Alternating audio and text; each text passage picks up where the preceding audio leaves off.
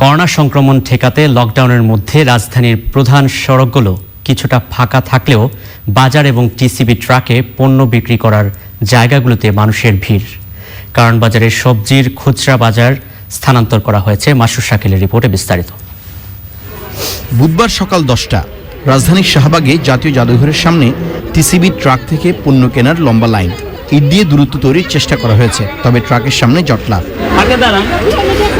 একই পরিস্থিতি বিজয় সরণী মোড়ের কাঁচা বাজারের সামনে টিসিবির অন্য একটি ট্রাকে। রাজধানীর অন্যতম বড় বাজার কারওয়ান বাজার। খুচরা বাজার বন্ধ থাকলেও কিচেন মার্কেট খোলা।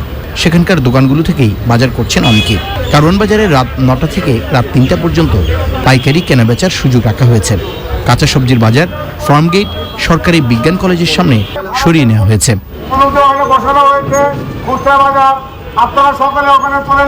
কারণ বাজারে যে খুচরা ব্যবসায়ীগুলো ছিল, কাঁচা বাজারের খুচরা ব্যবসায়ী, এদের জন্য নির্ধারণ করা হয়েছে ফার্মগেটের বিজ্ঞান কলেজ রোডে। বিজ্ঞান কলেজ রোডে গতকাল থেকে ওখানে বাজার চলে গেছে এবং আজকে যারা ছিল তারাও সব চলে গেছে। আর এখানে কোনো ভ্রাম্যমাণ দোকান থাকবে না, আর কোনো খুচরা ব্যবসায়ী থাকবে না। এদের জন্য নির্ধারণ করা হয়েছে বিজ্ঞান কলেজ রোডে এবং ওরা চলেও গেছে। আপনি দেখতে পাচ্ছেন যে আজকে কোনো খুচরা ব্যবসায়ী এখানে নেই এবং লোকজন কম। আর বাদবাকি যে দোকানপাটগুলো আছে মুদিমালের, এদেরকে নির্ধারিত যে টাইম আছে ওই টাইমের ভিতর ওরাও বন্ধ করে চলে যাবে। ওদের 2টা পর্যন্ত থাকবে। দুপুর 12:30টায় মোহাম্মদপুর বাজার। সামাজিক দূরত্ব বজায় রাখতে সেনাবাহিনীর টহল দল তৎপর সড়কে। দুপুর 2টা পর্যন্ত বাজারগুলো খোলা থাকায় এই সময় পর্যন্ত নগরবাসী তাদের খাদ্যপণ্য সংগ্রহে তৎপর থাকে। লকডাউন এলাকা ছাড়া অন্যান্য এলাকায় প্রধান সড়ক থেকে প্রবেশমুখে বাঁশ দিয়ে স্থানীয়ভাবে গাড়ি প্রবেশ নিরুৎসাহিত করা হয়েছে। প্রধান সড়কের পাশে দোকানপাট বন্ধ হয়ে রয়েছে। মাসুর শাকিল, চ্যানেল আই, ঢাকা। এবার করোনা পরিস্থিতির বিস্তারিত যশোর থেকে জানাচ্ছেন আকরামুজ্জামান।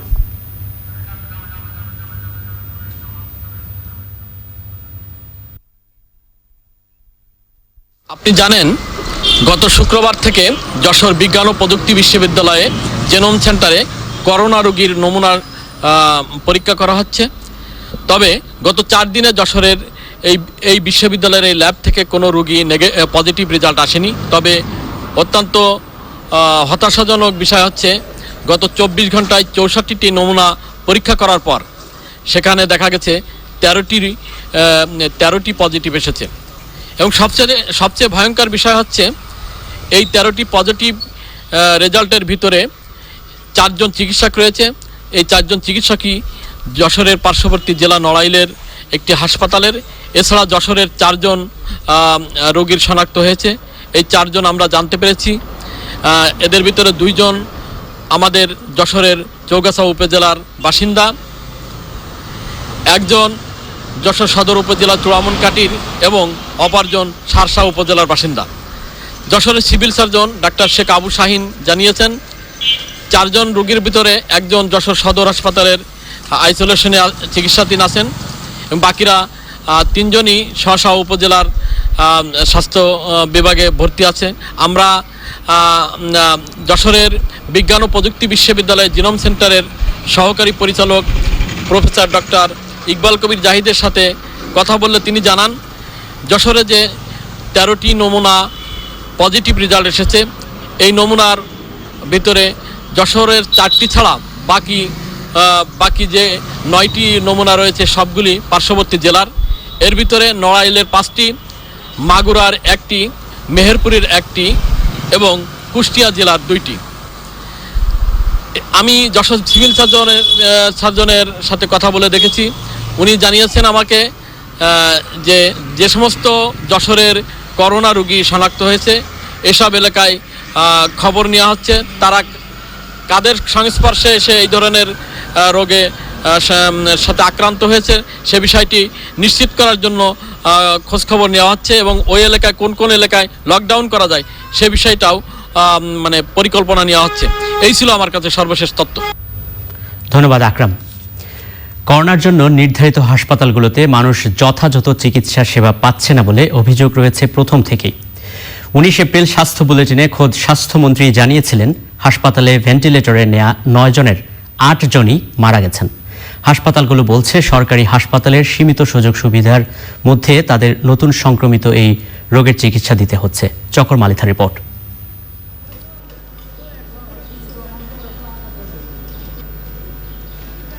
8ই মার্চ দেশে শনাক্ত হওয়ার আগে থেকেই কুয়েত মৈত্রী হাসপাতাল প্রাতিষ্ঠানিক কোয়ারেন্টাইন কেন্দ্র হিসেবে কাজ শুরু করে। পরে একে কোভিড-19 চিকিৎসার হাসপাতাল হিসেবে চিহ্নিত করা হয়। রোগী বাড়তে থাকলে কুর্মিটোলা জেনারেল হাসপাতাল সহ আরও 4টি সরকারি হাসপাতালে করোনা রোগী ভর্তি করা হয়। কিন্তু প্রথম দিন থেকে হাসপাতালগুলোতে চিকিৎসা সেবা না পাওয়ার অভিযোগ। স্বাস্থ্য মন্ত্রণালয় বলছে তাদের কাছেও এমন অভিযোগ রয়েছে। একটা সমস্যা আছে, আমাদের দেশের মানুষেরা অনেক ক্ষেত্রে অসচেতনতার পরিচয় দেয়। যেমন একজনের হয়তো সিমটম আছে, উনি লোকে ডাক্তারের কাছে গেল সাধারণ অন্য কোনো অসুখের জন্যে, তো ডাক্তার তো স্বাভাবিকভাবেই উনি রোগীটা দেখছেন, কিন্তু পরে দেখা গেল যে অনেক সময় এমনও দেখা গেছে যে অপারেশন করার পরে বোঝা গেল যে না, ওনার তো আসলে ওই কোভিড-19 সিমটম ছিল, যে সিমটমগুলো আগে ওনারা ঠিকমতো প্রকাশ করেন নাই। এটা কিন্তু আমাদের ডাক্তারদের খুব ক্ষতি করছে। ডাক্তাররা আক্রান্ত হচ্ছে, নার্সেরা আক্রান্ত হচ্ছে, তাদের মাধ্যমে অন্য পেশেন্ট যারা দেখাচ্ছে তারাও কিন্তু ক্ষতিগ্রস্ত হচ্ছে। কাজে আমি দেশের মানুষের প্রতি আপ্রাণ চেষ্টা করছি তাদের বোঝানোর জন্য যে আপনারা কেউ কিন্তু লোকাবেন না, ডাক্তারের কাছে কিন্তু কখনোই কোনো কিছু লোকাতে হয় না। আপনি যে ধরনের সিমটম উপলব্ধি করছেন শুরুর দিকেই কিন্তু ডাক্তারকে সেটা বলবেন, যে আমাদের চিকিৎসক ভাইরা, আমাদের নার্স বোনেরা এবং অন্য যারা আছেন চিকিৎসা পেশার সঙ্গে তারা ক্ষতিগ্রস্ত না হন। কিন্তু হাসপাতাল কর্তৃপক্ষ বলছে ভিন্ন কথা। না, আমাদের এখানে মানে most of the service provider আন্তরিকতার সাথে কাজ করে, কিন্তু ওই কিছু প্রবলেম তো গ্যাপ তো থাকেই, আতঙ্ক কাজ করে না। তো হওয়ার ভাগ কেমন, সুস্থ হচ্ছে কেমন?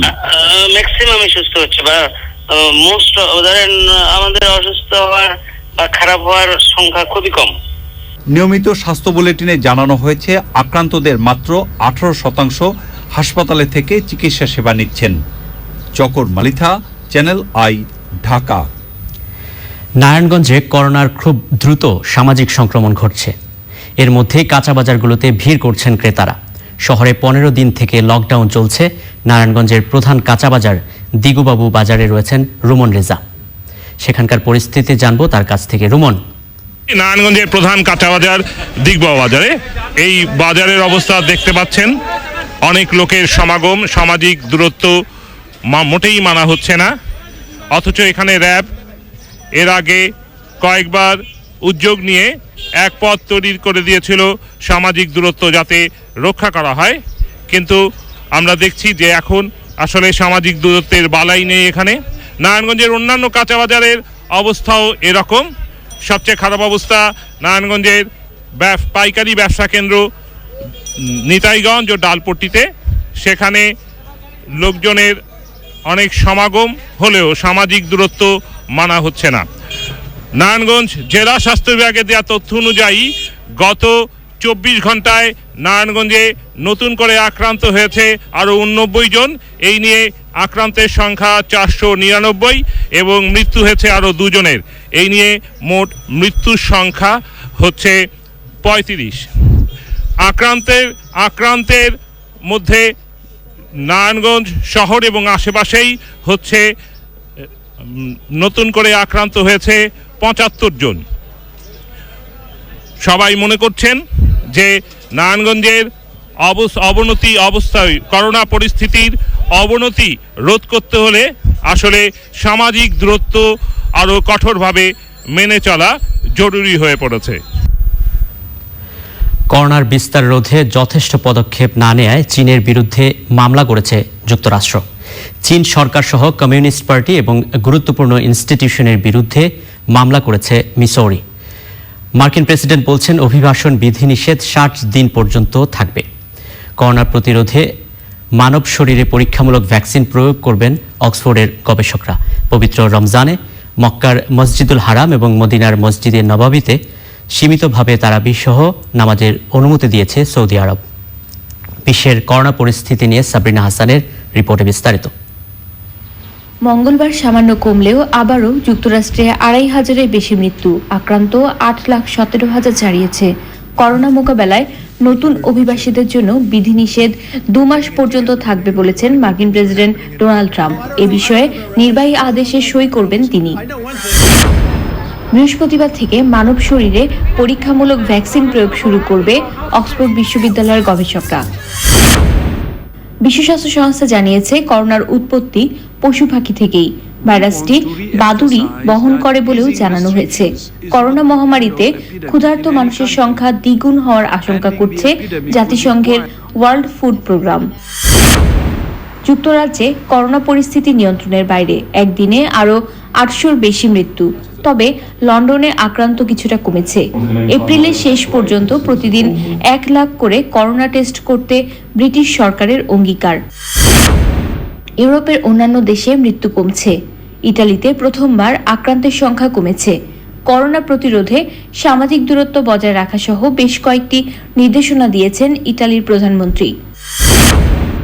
ভারতে একদিনে 53 জনের মৃত্যু। দেশটিতে মোট 650-র বেশি মানুষ মারা গেছে। আক্রান্ত 20,000 ছাড়িয়েছে। 10ই জুন পর্যন্ত পশ্চিমবঙ্গের সব শিক্ষা প্রতিষ্ঠান বন্ধ রাখার ঘোষণা।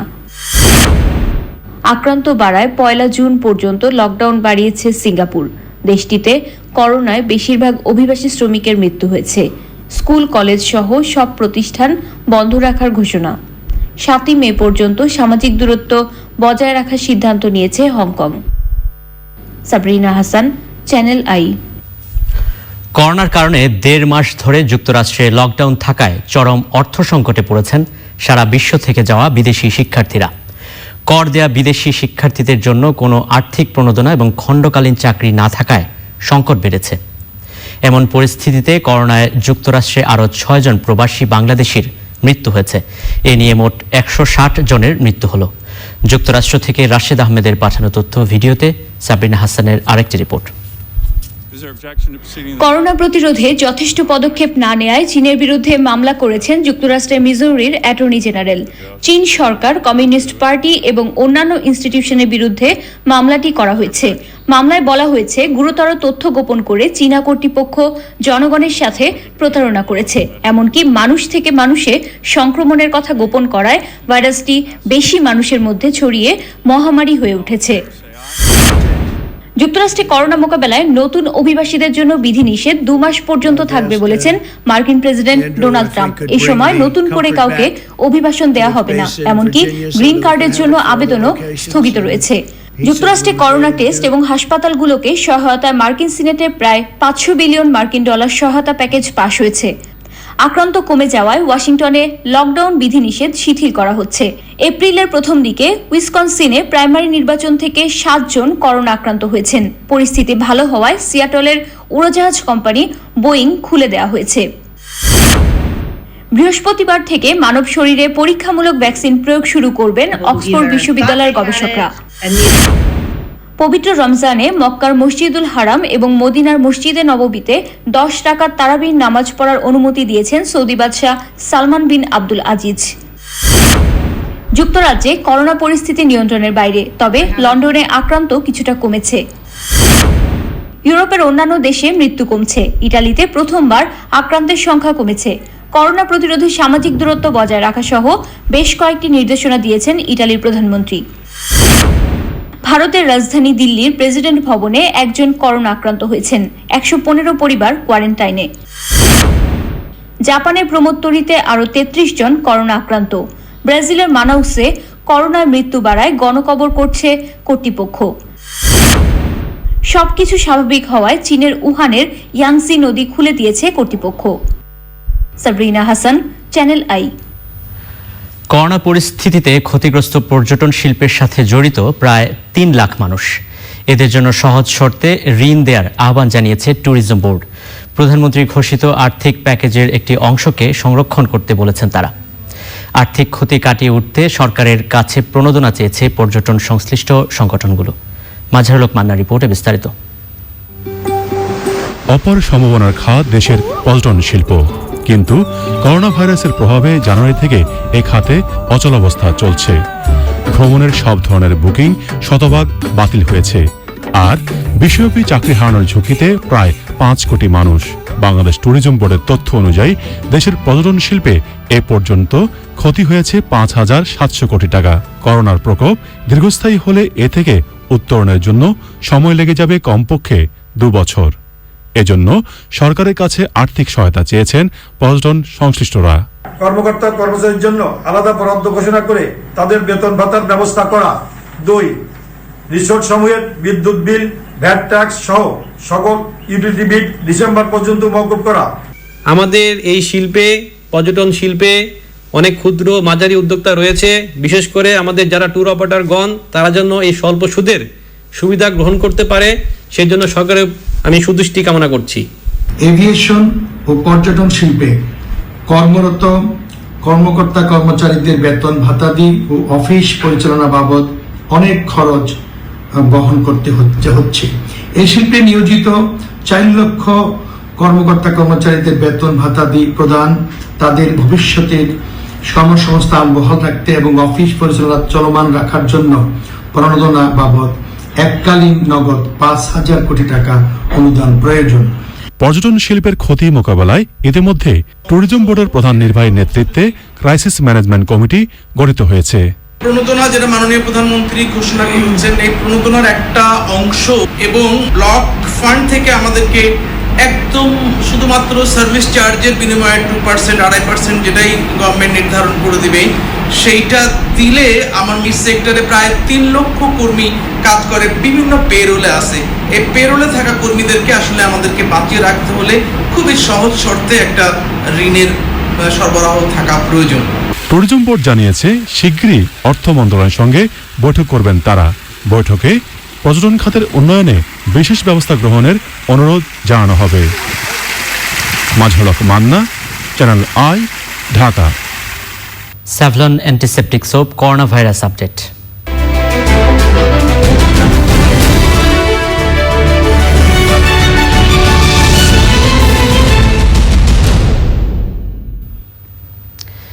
জানিয়ে দিচ্ছি বাংলাদেশে করোনা ভাইরাস সংক্রমণের সর্বশেষ পরিস্থিতি। স্বাস্থ্য অধিদপ্তরের সমন্বিত তথ্য অনুযায়ী মঙ্গলবার দুপুর পর্যন্ত দেশে আরও 9 জন করোনায় মারা গেছেন। আরও 434 জন করোনা রোগী শনাক্ত হয়েছে। এ পর্যন্ত কোভিড-19 মোট আক্রান্ত শনাক্তের সংখ্যা 3,382 জন। তাদের মধ্যে বিভিন্ন হাসপাতালে 3,185 জন চিকিৎসাধীন রয়েছেন। আর সুস্থ হয়ে বাড়ি ফিরেছেন 87 জন, আইসোলেশনে আছেন 765 জন। এ পর্যন্ত প্রাতিষ্ঠানিক কোয়ারেন্টাইনে আছেন 5,874 জন। দেশের বিভিন্ন স্থানে মোট 83,802 জন কোয়ারেন্টাইনে রয়েছেন। এ পর্যন্ত মোট 110 জনের মৃত্যু হয়েছে। জানিয়ে দিচ্ছি বিশ্বজুড়ে করোনা ভাইরাস পরিস্থিতি। বিশ্ব স্বাস্থ্য সংস্থা, জনস হপকিন্স ইউনিভার্সিটি এবং ওয়ার্ল্ড মিটারের তথ্য অনুযায়ী বিশ্বে আজ আরও 3,214 জন করোনা ভাইরাসে আক্রান্ত হয়েছে। মৃত্যু হয়েছে আরও 245 জনের। এ নিয়ে সারা বিশ্বে 1,77,704 জনের কোভিড-19 মৃত্যু হলো। মোট আক্রান্ত দেশ ও অঞ্চলের সংখ্যা 210টি। সারা বিশ্বে 25,58,974 জন করোনা ভাইরাসে আক্রান্ত হয়েছেন। সুস্থ হয়েছেন 6,95,888 জন। দেশের এবং বিশ্বের করোনা সংক্রান্ত আপডেট তথ্য দিতে স্বাস্থ্য অধিদপ্তরের নিয়মিত স্বাস্থ্য বুলেটিন শুরু হয়েছে। আমরা এখন সরাসরি চলে যাচ্ছি স্বাস্থ্য বুলেটিনে। আমরা মহানগর হাসপাতাল থেকে একটি স্যাম্পল নিয়েছি, যেটা বিভিন্ন প্রতিষ্ঠান সেগুলো দান করছেন, পাতলা ভিনাইল গ্লভস, এই ধরনের বিষয়গুলো, যেটা আমরা কোনোভাবে এই স্যাম্পলগুলো সিএমডিজি থেকে আমরা প্রেরণ করছি না। আর এর থেকেও পাতলা অনেক পলিথিন যুক্ত মাস্ক ব্যবহার করে ছবি তুলে এগুলা বিভিন্ন সংবাদ মিডিয়াতে পরিবেশন করে বিভ্রান্ত ছড়ানো হচ্ছে। যেটা সিএমএইচজি থেকে আমরা প্রেরণ করছি সেটা হচ্ছে ল্যাটেক্স গ্লোভস, যেটা হাতের সাথে মিশে থাকে, যেটা সার্জিক্যাল আমরা এক্সামিনেশন গ্লোভস বলি। এটাই আমরা পাঠাচ্ছি। আপনারা যদি দুইটি কম্পেয়ার করে দেখেন, দুইটির মান এক না। যে ছবিগুলো আমি দেখেছি এটা অনেক পাতলা। এত বিষয়ে আমি পরিষ্কার করে বলতে চাই যে আমরা যেগুলো পাঠাচ্ছি সেগুলোর মান যথাযথভাবে আমাদের কারিগরি কমিটি এবং স্বাস্থ্য অধিদপ্তরের কারিগরি কমিটি কর্তৃক সেগুলো পরীক্ষিত করে আপনাকে প্রেরণ করা হচ্ছে।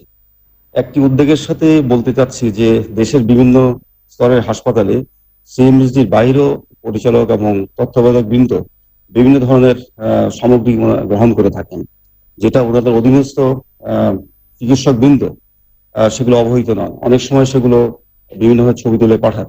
আমি অনুরোধ জানাবো সর্বস্তরের পরিচালক বৃন্দ, তত্ত্বাবধায়ক বৃন্দকে যে ওনারা যে সমস্ত চিকিৎসা সামগ্রী বিভিন্ন অনুদান বা ক্রয়ের মাধ্যমে গ্রহণ করবেন, সেগুলো যদি মান যাচাই করে সেটা ব্যবহার উপযোগী কিনা সেটা তাদের অধীনস্থ চিকিৎসক বৃন্দদেরকে অবহিত করে সেটা ব্যবহার করে। কেন্দ্রীয় ওষুধাগার সবসময় আমরা যে প্রস্তুত দেশের এই কোভিড সংক্রমণে অগ্রণী ভূমিকা পালন করার জন্য আপনাদের সকল বস্তুনিষ্ঠ সমালোচনা আমরা গ্রহণ করতে প্রস্তুত। অবশ্যই আমরা কাঙ্ক্ষিত মানের দ্রব্যাদি সংগ্রহের মাধ্যমে আপনাদেরকে কোভিড চিকিৎসা আরো অগ্রণী ভূমিকা পালন করার জন্য আমরা সর্বতভাবে সাহায্য করব। পরিশেষে আমি আমার কিছু প্রত্যাশা আমি ব্যক্ত করতে চাই। আমি যখন দেশীয় এবং বিদেশি সংবাদ মিডিয়াতে কোভিড সংক্রমণের কিছু ডকুমেন্টারি দেখি, কিভাবে মানুষ তার বাসস্থানে এবং মানুষ তার বিভিন্ন বাজার বা অন্যান্য জায়গায় গমন করবেন, কিভাবে সেগুলো সোশ্যাল ডিস্টেন্সিং বা ফিজিক্যাল ডিস্টেন্সিং মেনটেন করবেন, ইনফেকশন কন্ট্রোল করবেন হাসপাতাল সমূহে, এগুলো কিন্তু একটা গুরুত্বপূর্ণ বিষয়। এগুলো একটা শৃঙ্খলার মধ্যে অনুসরণ করতে হবে। তা না করলে সংক্রমণ বৃদ্ধি পাবে হাসপাতালের সময় অন্য জায়গায়। এই বিষয়ে সর্বস্তরের দৃষ্টিপাতের দেওয়ার দরকার আছে। আমি আর কথা না বাড়িয়ে আমি এখানে শেষ করছি এই বলে যে আপনাদের যে কোনো বস্তুনিষ্ঠ সমালোচনা এটা আমাদের কেন্দ্রীয় ওষুধাগারের জন্য পাথেয় হবে। আমরা অবশ্যই সজাগ দৃষ্টি থাকবো, সবসময় আমাদের সাথে যোগাযোগ রাখবেন যে কোনো ধরনের বিষয় যদি আপনাদের কোনো ধরনের উদ্রেক হয় আমরা সেটা সমাধান করতে চেষ্টা করব। ধন্যবাদ। ধন্যবাদ brigadier general doctor Mohammad Shahidullah.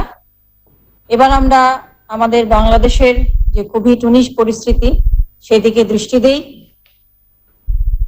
গত 24 ঘন্টায় নমুনা পরীক্ষা করা হয়েছে 3096টি এবং এই 3096টির মধ্যে শনাক্ত হয়েছে 390 জন যারা কোভিড আক্রান্ত হয়েছেন এবং এ পর্যন্ত শনাক্ত 3772টি। মৃত্যুবরণ করেছেন গত 24 ঘন্টায় 10 জন।